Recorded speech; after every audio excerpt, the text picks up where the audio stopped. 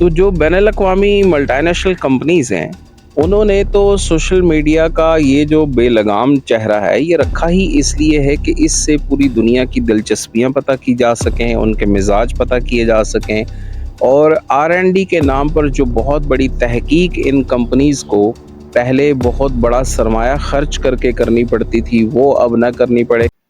मौजूदा दौर को इंफॉर्मेशन टेक्नोलॉजी का दौर कहा जाता है और ये कहा जाता है कि आजकल हर एक इंसान के हाथ में मौजूद मोबाइल डिवाइस में इतनी इंफॉर्मेशन मौजूद है कि जिससे दुनिया भर तक उसे रसाई भी हासिल है और दुनिया भर में क्या कुछ हो रहा है वो अपने हाथों पर ही इसको देख सकता है, अपने हाथों पर मौजूद डिवाइस की सूरत में।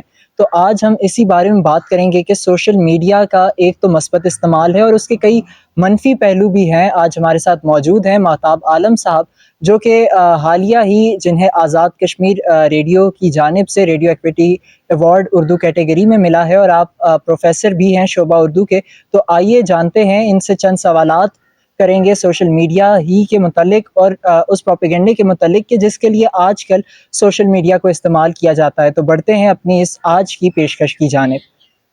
सर, सबसे पहले मैं आपसे ये जानना चाहूँगा कि आजकल जंगी तज्ज़ियाकारों की जानिब से ये कहा जाता है कि मौजूदा दौर में जंगें जो है वो बराह रास्त नहीं लड़ी जाती बल्कि टेक्नोलॉजी और सोशल मीडिया के महाज़ पर लड़ी जाती है। तो आपके नज़दीक इस बयानिए में किस हद तक सदाकत है और आपकी इस पर क्या राय है?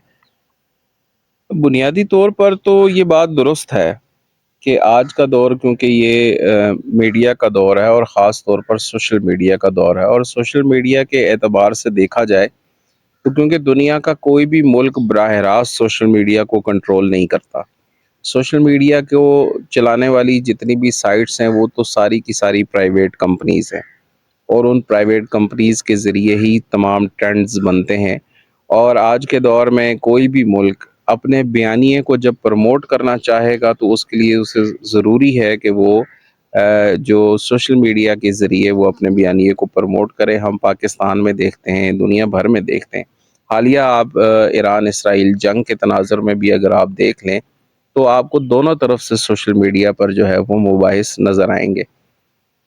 लेकिन एक तमीज़ यहाँ करने की ज़रूरत है और वो ये है कि एक तो वो ममालिक हैं कि जो किसी वाज़ेह नज़रिए और नस्ब-ए-ऐन के तहत वजूद में नहीं आए।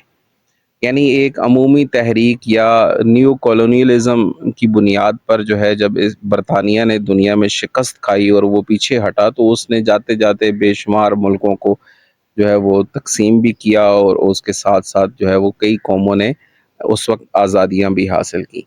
ये आज़ादियाँ किसी तवील नज़रियाती जिद्दोजहद के तनाज़ुर में नहीं थीं। तो ऐसे ममालिक के अंदर जो निज़ाम बने वो निज़ाम तो वक्ती ज़रूरत के तहत बने और जिसकी वजह से वहाँ के जो मुआशी, सियासी, माशरती ढांचे हैं, उनके यहाँ अपनी अवाम के अज़हान पर या उनकी सोच पर या उनके नुक्ता नज़र पर कोई बहुत वाज़ेह गिरफ्त मौजूद नहीं है। वहाँ सोशल मीडिया बहुत गहरे असरात मुरतब करता है। एक छोटी-सी खबर भी जो कि वायरल हो जाए, तो वो बहुत से नतीजे मुरतब कर देती है, नीचे ज़हन साज़ी करने में बड़ा किरदार अदा करती है।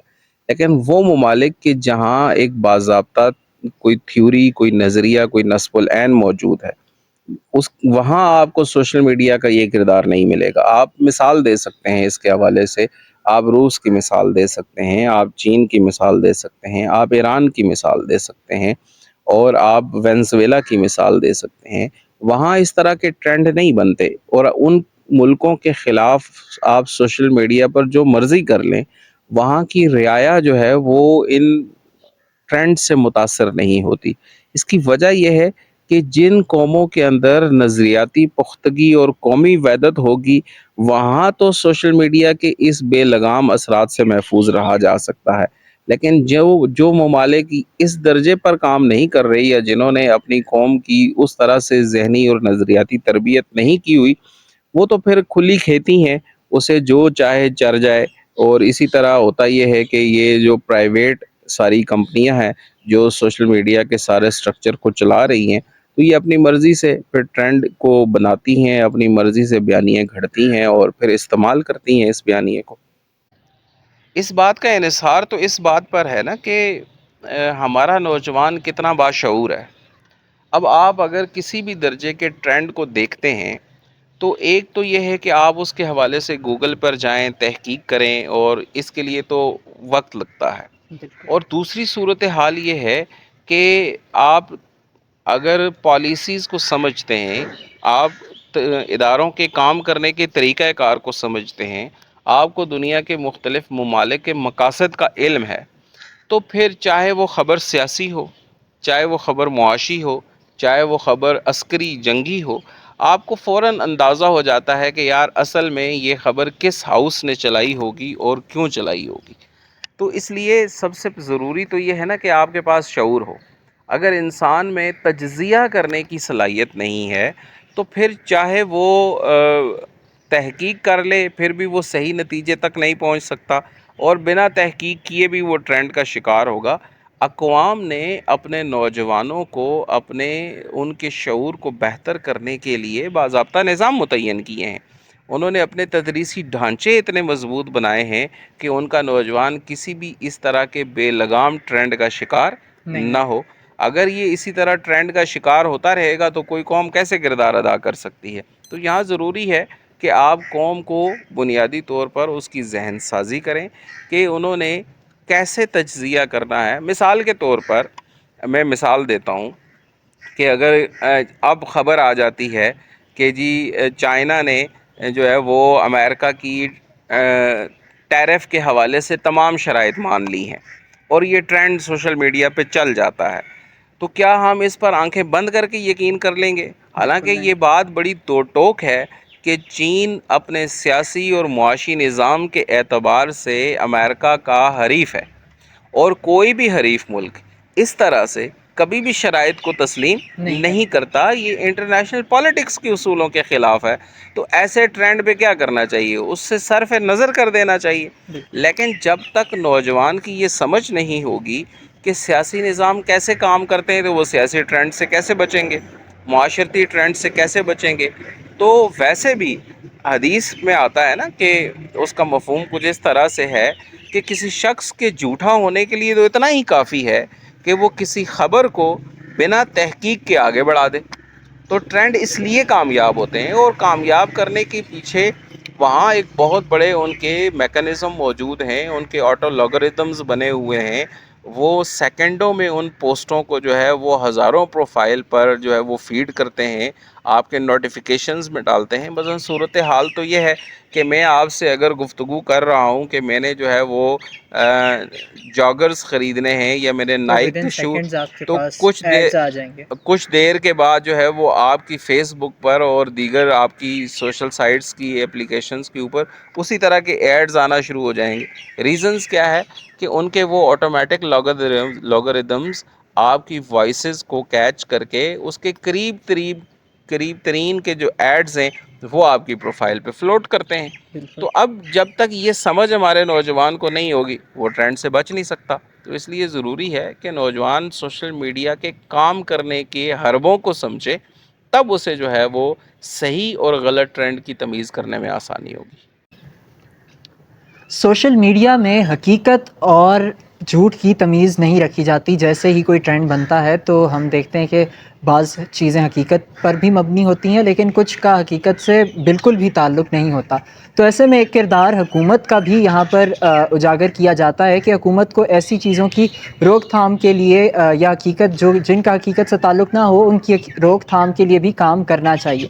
تو آپ کے نزدیک ایسے کیا اقدامات ہیں یا ایسی کیا چیزیں ہیں جن پر حکومت، چونکہ سوشل میڈیا جو ہے وہ پرائیویٹ کمپنیز جو ہیں وہ اون کرتی ہیں، تو حکومت کیا حکمت عملی بنا سکتی ہے کہ جس سے حقیقت اور جھوٹ میں تمیز کروائی جا سکے اور اپنے ملک کو پروپیگنڈے سے بچایا جا سکے؟ ایک اصل سیکنڈ میں سے. تو جو بنیادی بات ہے نا وہ یہ ہے کہ سوشل میڈیا بنیادی طور پر جس طرح آپ نے بھی کہا کہ اسے پرائیویٹ کمپنیز آن کرتی ہیں.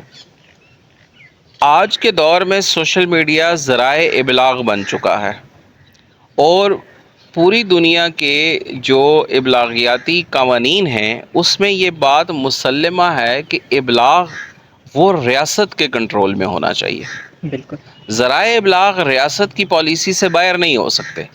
اب کیونکہ سوشل میڈیا تو پرائیویٹ کمپنیز کا ہے، اچھا ایسے ہیں بھی ملٹی نیشنل کمپنیز، بالکل اب یہ پاکستان تو نہ ان کو آن کرتا ہے، نہ ان پر اختیارات رکھتا ہے، اور نہ ہی ان کے حوالے سے کوئی پالیسی قانون بنا سازی کر سکتا ہے، سکتا.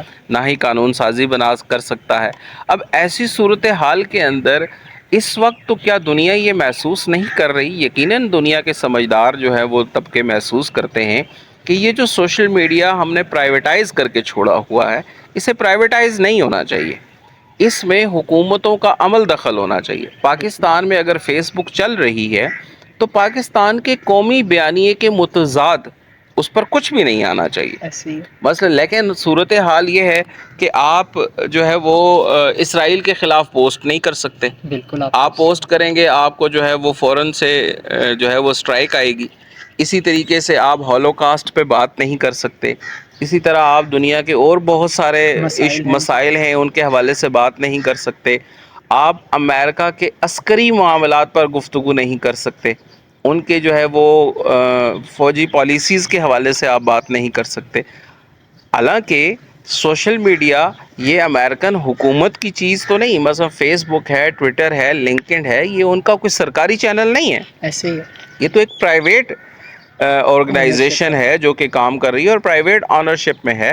تو ایسی صورتحال میں یا تو اگر آپ ایسی سائٹس کو اپنے ملک میں ایکسس دیتے ہیں تو پھر اس صورت میں ایکسس دیا جائے کہ وہ آپ کے جو بیانیہ ہے، آپ کا جو موقف ہے، اس کو وہ فلفل کریں. دوسری صورت میں ان کو پھر ملک کے اندر ایکسس ہی نہ دیا جائے. اس سے کوئی فرق نہیں پڑتا. پاکستان میں اگر فیس بک بند ہو جاتی ہے تو اس سے کیا فرق پڑے گا، یا ٹویٹر بند ہو جاتا ہے تو اس سے کیا فرق پڑے گا. آپ کے ساتھ چین ہے، 1.5 ارب کی آبادی ہے، وہاں فیس بک نہیں چلتی، وہاں ٹویٹر موجود نہیں ہے، یا وہاں جو ہے اور آپ کا انسٹاگرام ہے یا دیگر جو ہے لیکن وہ ان کے چیزیں. متبادل پلیٹ فارمز تو وہاں پر موجود ہیں نا، جن کو لیکن یہاں پر یہ بات کی جا سکتی ہے کہ وہ چائنیز گورنمنٹ کے انڈر کام کر رہے ہیں. جو متبادل پلیٹ فارمز ہیں ان سب کے سرور چین میں ہیں. جی بالکل وہ ان کی اپنی بنائی ہوئی اپلیکیشنز ہیں، وہ ان کے اپنے بنائے ہوئے پلیٹ فارمز ہیں. ان کی انفارمیشن دنیا میں لیک نہیں ہوتی. ان کی مثلاً بات یہ ہے کہ میرے فون سے میرا مائک میرے کنٹرول میں نہیں ہے، میرا کیمرہ میرے کنٹرول میں نہیں ہے، میرے ای میل کانٹیکٹس، میرے فون کانٹیکٹس، میری گیلری، کوئی چیز ایسی نہیں ہے، کوئی بھی، حتیٰ کہ جو میرے اکاؤنٹس لنک ہیں اپلیکیشنز میں وہ بھی محفوظ نہیں ہے. بالکل تو ایسی صورتحال کے اندر یہ ظاہر ہے ملک کے جو پولیٹیکل اشرافیہ ہے وہ بھی استعمال کرتی ہے ان اپلیکیشن کو. تو اس کا مطلب تو یہ ہے کہ ان کے فون بھی غیر محفوظ ہیں. کیا ہماری عسکری اشرافیہ، ہمارے معاشی پالیسی میکرز، کیا یہ سارے ان اپلیکیشنز کو نہیں استعمال کرتے؟ یقیناً کرتے ہیں. تو ہمارے ملک کی کون سی ایسی بات ہے کہ جو ان اداروں سے محفوظ رہے گی ایسی صورتحال کے اندر؟ تو اس پر تو اقدامات کرنے کی ضرورت ہے. چین نے انہی خطرات کے پیش نظر تو اپنے ملک میں جو ہے وہ ان سوشل پلیٹ فارمز کو اجازت نہیں دی، اور یہی وجہ ہے کہ وہاں آپ دنیا میں جو مرضی کر لیں، آپ چینی قوم کو اپنی مرضی کے ٹرینڈ میں انوالو نہیں کر سکتے. بالکل وجہ یہ ہے کہ انہوں نے اس کے متبادل ذرائع دیے اور سوشل پلیٹ فارمز فراہم کیے، لیکن وہ جن کے سرور ان کے پاس ہیں، جن کا ڈیٹا بیس ان کے پاس ہے، جن کا تمام کنٹرول ان کے پاس ہے، اور قومی مفاد کو پیش نظر رکھتے ہوئے وہ اس ڈیٹا بیس کو استعمال کرتے ہیں. جبکہ فیس بک ہماری انفارمیشنز کو کیسے استعمال کرتا ہے، لنکڈ ہماری جو ہے وہ معلومات کو، تفصیلات کو کیسے چوری کر رہا ہے، یا ٹویٹر کیسے کر رہا ہے، یا انسٹاگرام کیسے کر رہا ہے، اس پر تو ہمارا کوئی کنٹرول نہیں ہے. تو آج نہیں، 10 سال بعد سے ہی، 5 سال بعد سے ہی، 20 سال بعد سے ہی حکومتوں کو اس طرف جانا پڑے گا. اگر وہ نہیں چاہیں گی تو وہ پھر محفوظ نہیں رہ سکیں گی، ان کی کوئی چیز محفوظ نہیں رہ سکے گی. یہ دور جدید کے جاسوسی کے حالات ہیں. ہم اس بات کو ابھی انڈرسٹینڈ نہیں کر رہے. جب ہم اس بات کو قومی درجے میں انڈرسٹینڈ کریں گے تو ہمیں سمجھ آئے گی کہ ہمیں جو ہے وہ فیس بک کا کوئی متبادل لانے کی ضرورت ہے جو ہم خود آپریٹ کر رہے ہوں، جس کو ہم خود ڈیل کر رہے ہوں.